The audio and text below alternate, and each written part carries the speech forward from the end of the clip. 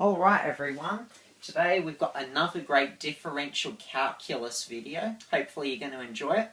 We have a nice question here which will test some of the conceptual side of calculus, and in this question we have 3 sub-questions.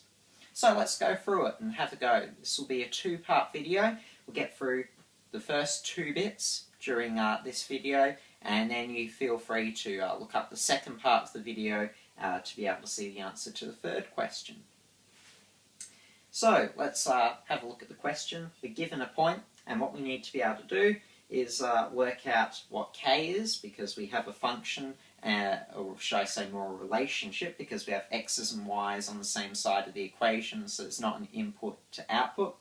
But we need to be able to work out what k is so we can get the equation of the normal using implicit differentiation, which I'll go through in a minute. And lastly, we're just going to have a small look at whether or not there is a minima or maxima a given x value, and how to do that without the use of technology. So let's get started.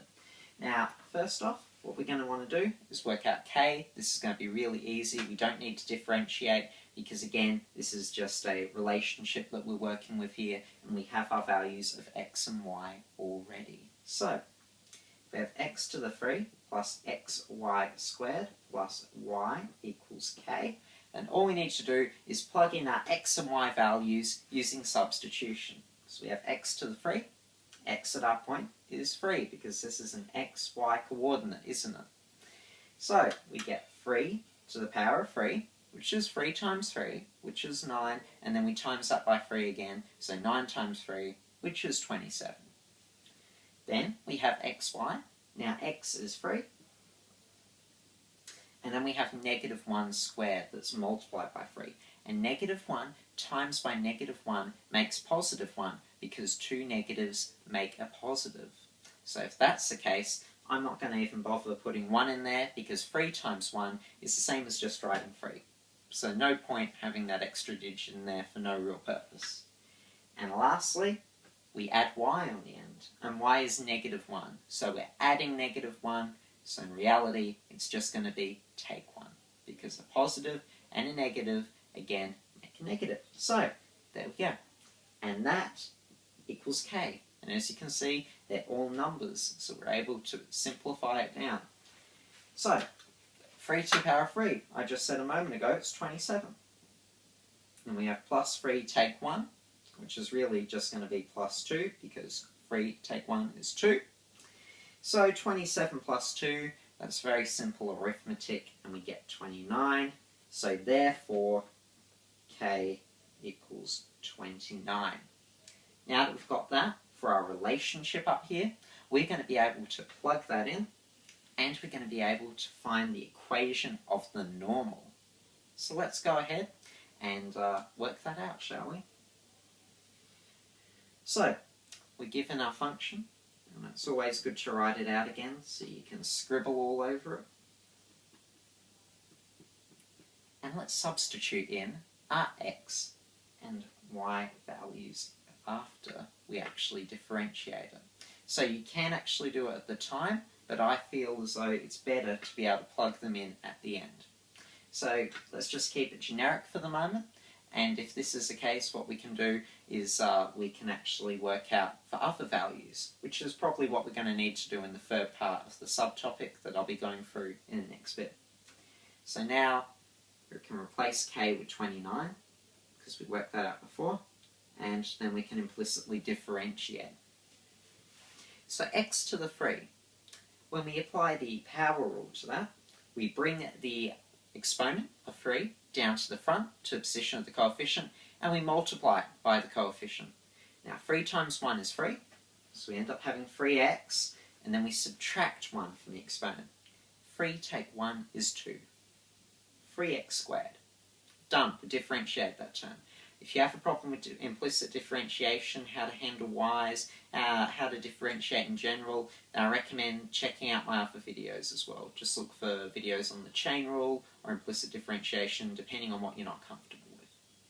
I do assume that you have some basic knowledge of these principles to be able to answer this question.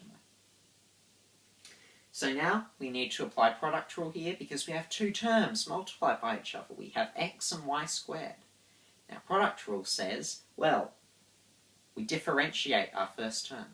So what is the derivative of x? What is x prime? Now think about it. We have x to the power of 1, right? Well, if we bring that 1 down to the front, it's 1 times 1, because there's already 1 there, so that's 1x. But then we subtract 1 from the exponent, and 1 take 0 is going to be 0. So it's going to be 1x to the 0, right? Hopefully you can follow me there. If that's the case, then x to 0 is 1, and it's multiplied by 1, and surprise, surprise, 1 times 1 is 1. So it's plus 1, so I'm not even going to bother writing it because we're about to multiply it by the second term unchanged. Because again, we apply the derivative to the first term, we leave the second term as is. And then we add, and we do the opposite. So we have x as is, and then we need to find we need to differentiate y squared.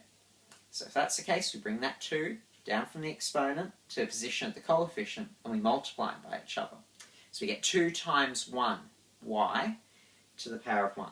So if that's the case, it's just 2y, isn't it, when we simplify it, because 2 times 1 is 2. So that becomes times 2y, and because y is involved, we need to give respect to x. That's a common implicit differentiation mistake that people make. They don't do it with respect to x. But what we need to do is just times that by dy over dx, and then we've given respect to x. So now we just have y as the last term, so we need to differentiate this, and if that's the case, it's plus 1 times the dy over dx. Now you could just write plus dy over dx, but then there is a greater chance for you to make a mistake later on. So I'll come back to that, and we'll make sure that you are aware of why I would put 1 times dy dx in there. And then the derivative of a constant is always going to be equal to 0. Oops, it's a not so good 0 there. Now what we do is we put our dy dx terms, we keep them on the left hand side of the equation, but we write dy dx as a subject out the front of the equation. So let's do that. Next line, just put a dash line there to separate it. It's quite a long sort of thing at the moment, but we're able to simplify it down. So we get dy over dx of, and then we fill in the brackets with the dy dx terms. So we can simplify this down to 2xy, because x times by 2y is going to be the same as 2xy. And then we can simplify this down to just be plus 1. And you can see why I have plus 1 there, because it's so tempting if you don't have that 1 there, just to go, oh, I've already put dy dx out the front, so I don't need to put anything in the brackets that term. But realistically, we need to have plus 1 there, otherwise we won't be able to get our equation of our normal, and it will be incorrect, and that's not good, because it's not correct, and obviously you know why it's not good. So now what we need to do is all the remaining terms that aren't cool enough to have a dy dx in them, we push them over to the right hand side of the equation. And by doing so, they used to be positive, both of them used to be positive, so we inverse their operation, and now they're negative. So it's negative 3x squared, because it's positive 3x squared here, and then we have plus y squared, so it's going to be take y squared. And now what we do is we simply bring the numerator of the left-hand side down into the denominator of the right-hand side. And this way we've made dy dx our subject, so we know we have found the derivative of our implicit relationship. So the dy over dx equals negative 3x squared take y squared all over 2xy plus 1. What a mouthful. So if that's the case, we're going to use our point here to be able to work out the equation of the normal at that given point. So the f prime of 3, because 3 is our x-coordinate. Now, I'm probably going to want to move back up here because I've hardly used any space. Hopefully you can follow me. We're just going to use that again. So the f prime of 3 This is when y equals -1. What we just need to do is, because we have our derivative there, we just need to go, well, that's an x value, that goes to x. That's y value, that goes to y, and then we fill it in. Substitution. Very nice, very straightforward. So let's go through it. We have -3, and as you can see, it's x squared. What is x? X is 3. 3 squared, which is going to be 9. I'm just going to write 9 straight away in there. It's 3 squared, but it's always good to simplify as you go along because, you know, it makes it easier. And then take y squared. Well, as long as you simplify correctly, of course. So take y squared. -1 times 1 is going to be, -1 times -1, sorry, is going to be equal to 1. So if we have a double negative making a positive, it's going to be take 1, isn't it? Because we're going to have a positive number, but we're going to have a negative operation before it. So let's just take 1 there. Simple. Now what we have is we have 2xy plus 1. So 2 lots of, and what's our x value again? It's 3, isn't it? And our y value? -1. And then we add 1 as based on our derivative from before. So if that's the case, let's simplify this down. Now -3 multiplied by 9 is -27. Then we take 1, -28. And then we have 2 times 3, which is going to be equal to 6. 6 times -1 is going to be -6. And then we're going to add 1 onto -6, so we're going to get -5. And look here, double negative. Our double negative makes a positive. So I'll just write it over here so I don't go off the board. We get 28/5 as being the f prime of 3. So what I'm going to do is I'm going to clear off a little bit of space just here to be able to finish off my calculation. And there we go. That should be enough room for now. And we've got f prime of 3, the derivative when x equals 3, equaling 28/5. So now we need to find the slope of the normal. And what we do is we take the inverse reciprocal. Okay, you're probably thinking, well, what is that? If you do know it, then obviously good. But what we do is we simply flip the fraction. So no longer will it be 28/5, it'll be 5/28. But there's another catch as well. We've got 5/28, but we also need to make sure that it is the negative reciprocal. So if that's the case, it's a positive here, so it's going to be a negative over here. It's going to be -5/28 because it's a negative reciprocal. So now we have our slope of the normal. So last phase is y, take our original y coordinate, which is 1, double negative makes a positive. It's because it's y, take 1, because it's y, subtract our y coordinate, which is -1. And then that's over x, take our original x coordinate, 3. And that equals the slope of our normal. So now, what do we want to do? We want to isolate y, because we want to be able to get it into a y equals form.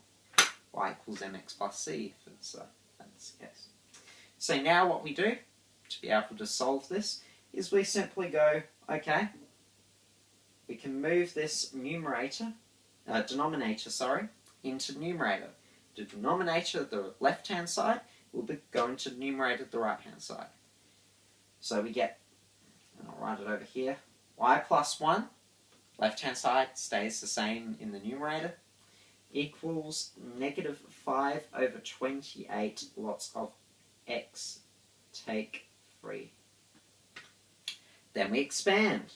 So y plus 1 equals -5/28x, take, and it's a double negative, so it's actually going to be a positive, because we have -3 and -5/28.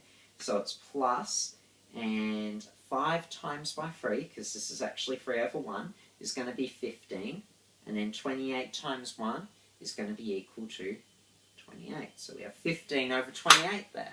And again, that's just multiplying fractions, something you should be familiar with. You multiply the numerators as is, you multiply the denominators, simple stuff. Now what we do is we want to be able to move this 28 up to the left-hand side so we can get, proper x and c terms there. So we have mx plus c. So now, if that's the case, we need to make these two properties on the left-hand side multiplied by 28. So we have 28y plus 28 equals negative 5x plus 15. And then lastly, we simply move this term from the left-hand side to the right-hand side. So if that's the case, it's positive 28 on this side, so it's going to be negative 28 on that side. So we get 28y equals negative 5x, and positive 15 take 28 is going to be equal to negative 13. And there we go. We have our equation of the normal at that point on the curve. The equation of the normal. So normal, as I've said in a previous video, I'll just draw it here. If this is our tangent, so that's obviously a line that represents the slope at a given point on a curve function. That's a tangent. And this is a normal here because it's perpendicular, meaning it's at right angles to it. So part 2 will be coming out soon. Hopefully you understood all of this. Part 2 will be pretty fun. We'll answer the third and final subtopic. It will be a shorter video than this, but there you go. Hopefully you enjoyed it. Hopefully you got the concepts, and thank you very much for watching.